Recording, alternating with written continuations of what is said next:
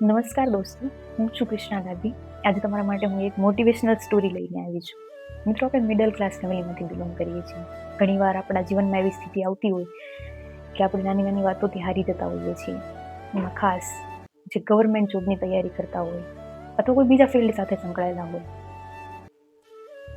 એમાં આપણને ઘણીવાર મહેનત કરવા છતાં સક્સેસ નથી મળી શકતી.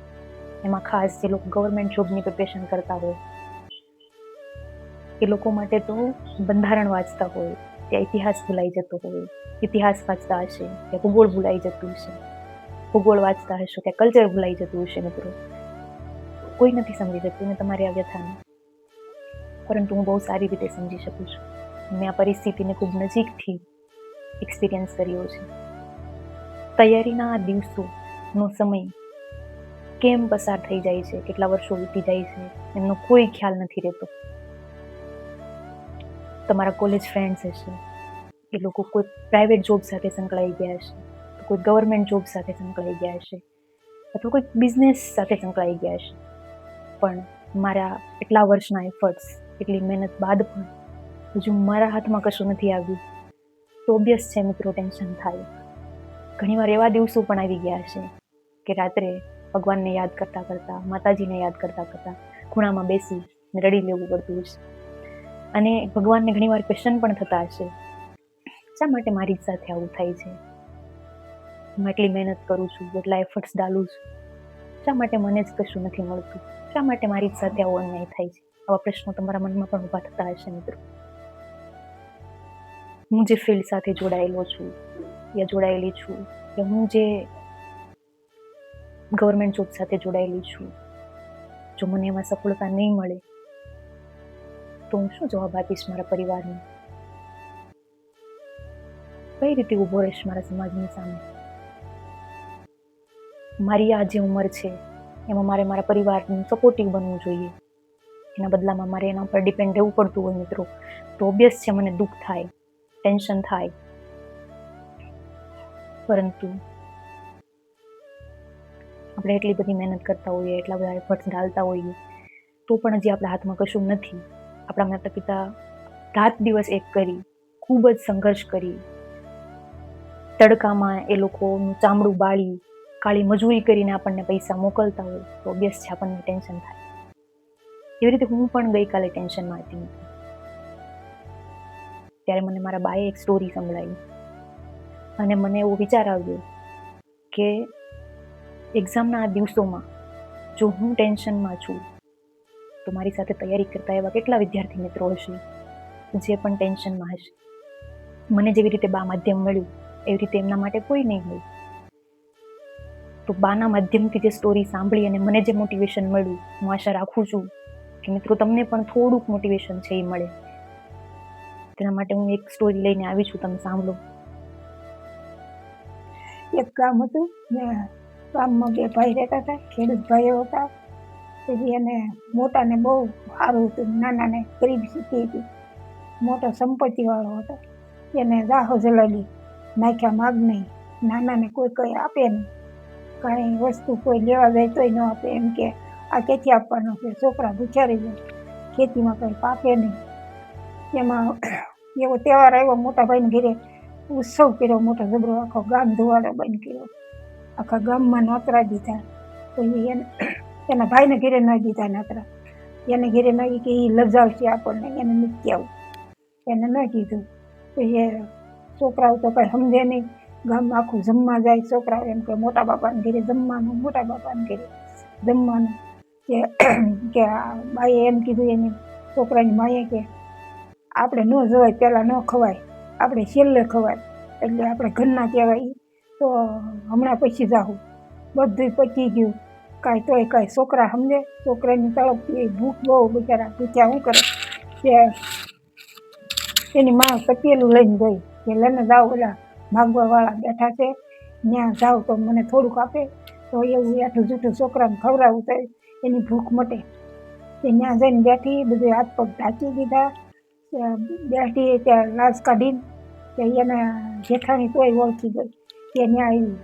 એ કે તું તને ન ખાવાનું કીધું તો અહીંયા આવીને બેસી ગઈ, ઊભી થા ઊભી થા. એ કે જા, આજે અમને લજવવા આવી છો. કે મેચીને બિચારી ઘરે આવી પાછી. એમ કરતાં કરતાં છોકરાને સમજાવતા સાંજ પડી ગઈ. એ એના ઘરવાળાને કહે છે કે જાવ ને તમે વાડીએ, ભાઈની તો બધા ઘરે છે અને એને બાજરો બહુ સારો પાક્યો છે અને આપણે તો કાંઈ નથી થયું, તો 4-5 ડુંડા લઈ આવો તો છોકરાને શેકીને ખવડાવું. તોય છોકરા ધરાઈ જાય, બિચારાને ઊંઘ આવી જાય. એને કે લેને જાવ તો એ ગયો વાડીએ. ત્યાં આખે બધી મોટી વાડ હતી ફરતી ફરતી. એમાં એક જ સીંડું હતું, દરવાજો એક જ હાલવાનો. ત્યાં ઝાપલી ઉગાડી અને અંદર ગયો ત્યારે મોટા જબરો 5 હાથ પૂરા આદમી અને સફેદ કપડાં પહેરેલા. અને એ આને કે ઉભો રે ભાઈ, કોણ છો?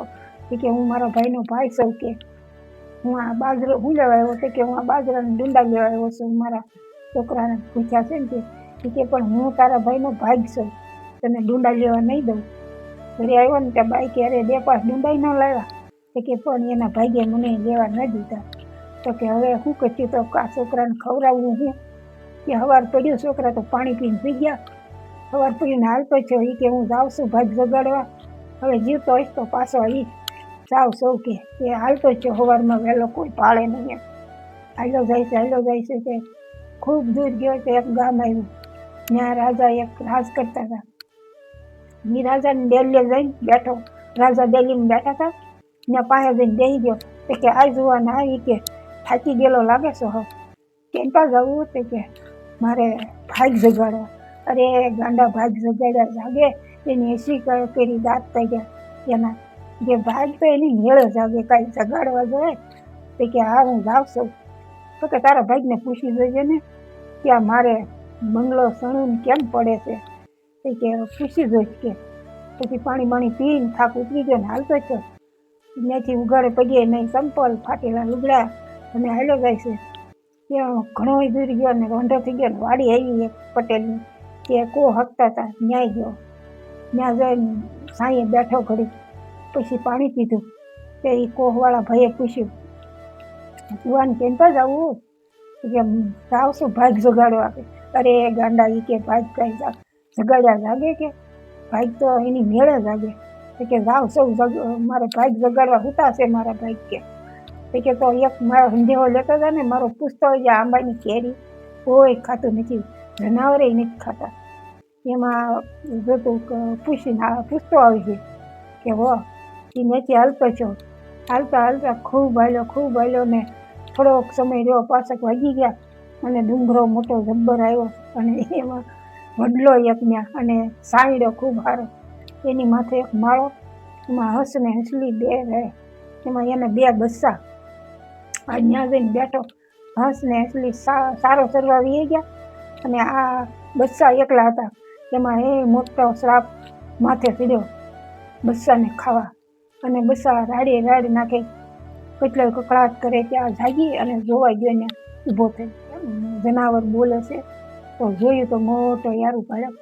પછી એને એમ થયું આ બચ્ચાને ખાઈ જાય, હાલ હું જાઉં તો બસાવું. માથે ચડ્યો, એક ડાળ ફાહી અને ઝંઝેર્યો યારુંને અને હેઠો પાડ્યો. તફડિયા નાખીને યારું મરી ગયો. એ પોતે હેઠો ઉતર્યો અને પછી ઉતરીને યારું પાસે બેઠો. અરે નમણે હાથ દીધો અને બેઠો ને મીડો કળાટ કરવા. હું કેમ મારા ભાગ જગાડવા જાઉં છું અને આવા પાપ કરું છું, તો મારા ભાગ ક્યાંથી જાગે? હે ભગવાન, મારાથી પાપ થઈ ગયું. એમાં હાંસ પડીને હંસ ને હંસલી આવ્યા અને બચ્ચા પાસે જઈને બેઠા.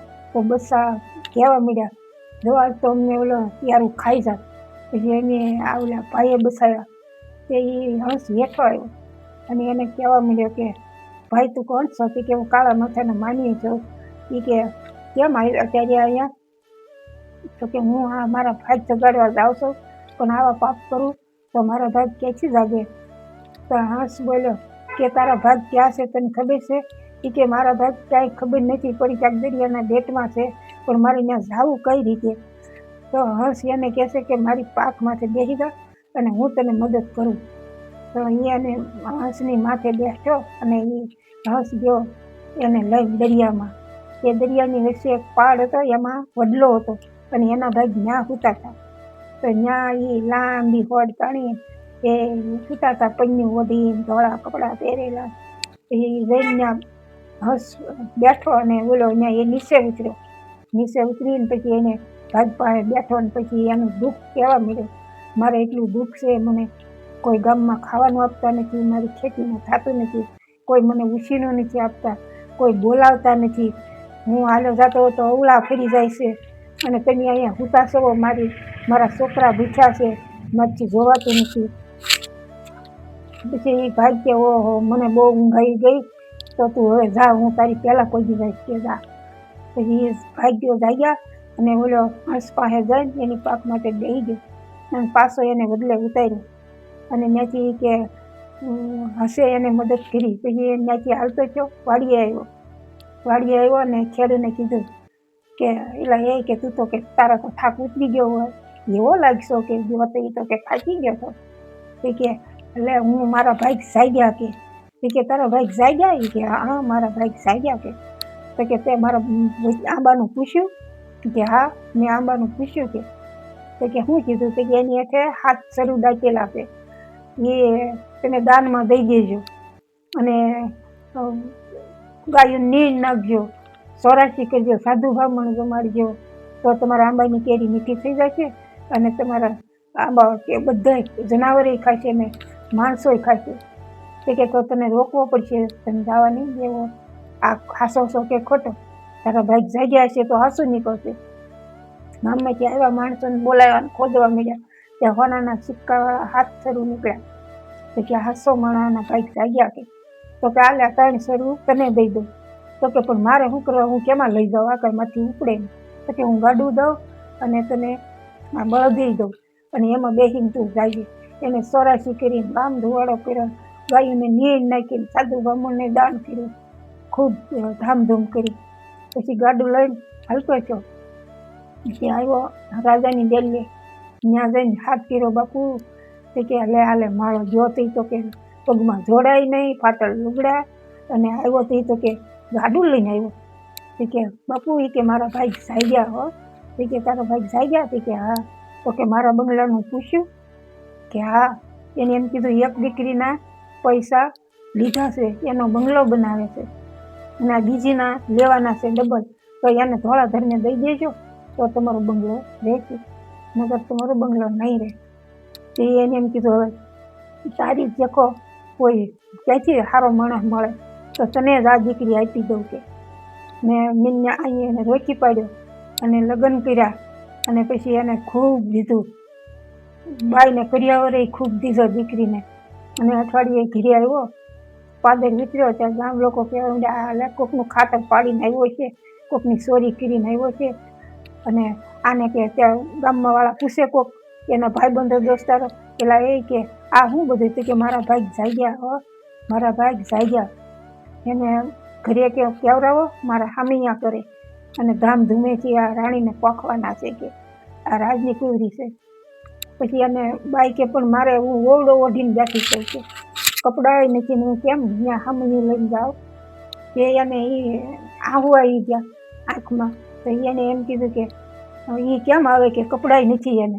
રાણીએ કીધું આ મારું બધું વેલડું ત્યાં જ આવે ગયો અને એ મારા દાગીના મારું ઘરેણું પહેરીને કપડાં મારા પહેરીને અને આવે હામૈયું લઈને. પછી હામૈયું લઈને ધામે ધૂમે જાય છે અને એને પોખણા કર્યા. ઘરે આવ્યા તો એક નમકી એવી ભાંગલું તૂટલું ઘર હતું, કાંઈ નહોતું. પછી એ 3 સરું હતા હોનાના સિક્કાના વટાવી અને મોટો બંગલો બનાવ્યો, એના ભાઈ કરતા સારો બંગલો બંધાવ્યો. અને પછી ત્યાં આવું સુખી પરિવાર રહેવા મળ્યા અને રાણીનું માન વધ્યું. આ બાઈ કે આને પગલે મારે સારું થયું. એટલે દોસ્તો છે એટલા બધા વર્ષોના એફર્ટ્સ બાદ પણ તમને હજુ સક્સેસ નથી મળી, તમે મહેનત ચાલુ રાખજો, હિંમત રાખજો, ભગવાન ઉપર ભરોસો રાખજો. જે રીતે આ ભાઈના ભાગ્ય છે એ ખુલ્યા, એવી રીતે એક દિવસ તમારા ભાગ્ય પણ ખુલશે. થેન્ક યુ દોસ્તો. જો તમને આ વિડીયો ગમ્યો હોય એમને લાઈક કરજો, શેર કરજો અને મારી ચેનલને સબસ્ક્રાઈબ કરજો.